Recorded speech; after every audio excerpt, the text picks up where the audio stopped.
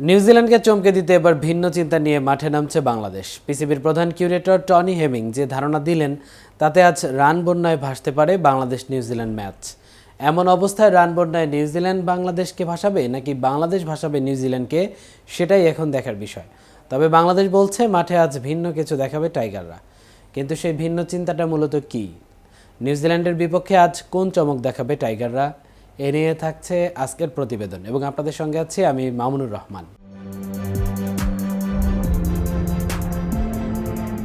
আমিরাত ও পাকিস্তান মিলিয়ে হওয়া এবারের চ্যাম্পিয়ন্স ট্রফিতে কাল পর্যন্ত 5 ম্যাচের 3টি 300-র বেশি রান দেখে ফেলেছে। লাহোরে তো ইংল্যান্ডের 351 রান তাড়া করেও জিতে গেছে অস্ট্রেলিয়া। হেমিংয়ের দেওয়া পূর্বাভাসের পর মনে হচ্ছে রাওয়ালপিন্ডির উইকেটেও নিরাপদ হবে না সেরকম রান।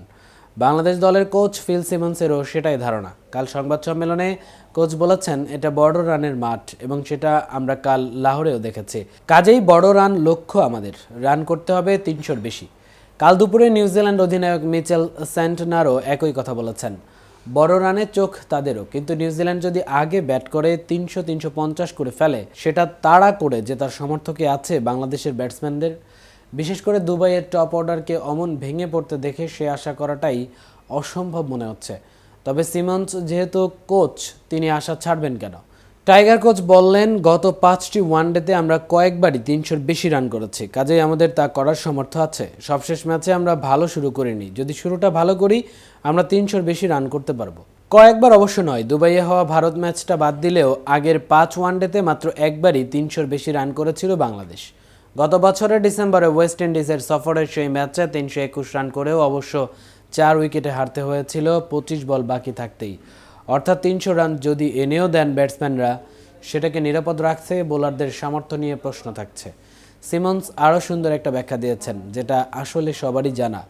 যেসব ম্যাচ প্রতিপক্ষ আমাদের চেয়ে ভালো ব্যাটিং করেছিল, আমরা 300 করেছি, তারা তার চেয়ে বেশি করেছে। আমরা তাদের আটকে রাখার মতো ভালো বল করিনি। খেলাটা আসলে এরকমই। সিমন্স জানিয়েছেন আজ নিউজিল্যান্ডকে চমকে দেওয়ার জন্য ভিন্ন রকম অনেক কিছুই নাকি ভাবছে বাংলাদেশ টিম ম্যানেজমেন্ট।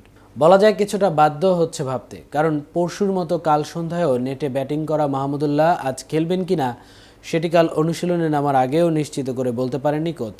রাতে মাহমুদুল্লাহর ফিটনেস টেস্ট হওয়ার কথা ছিল, এরপর বোঝা যাবে তার চোটের অবস্থা কী। আজকের ম্যাচের পরিকল্পনা, একাদশ এসবের অনেকখানি ঝুলেছিল মাহমুদুল্লাহর খেলা না খেলার ওপর। সিমন্স বলছেন, আমরা ভিন্ন রকম অনেক কিছুই ভেবেছি।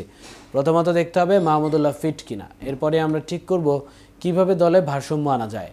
গতকাল রাতে তার ফিটনেস টেস্ট, কাজেই আজকের অনুশীলন শেষ হলে আরও কিছু বিষয় পরিষ্কার হবে। উইকেট সহ অন্যান্য বিষয়ও দেখতে হবে। চূড়ান্ত সিদ্ধান্ত হবে অনুশীলনের পর।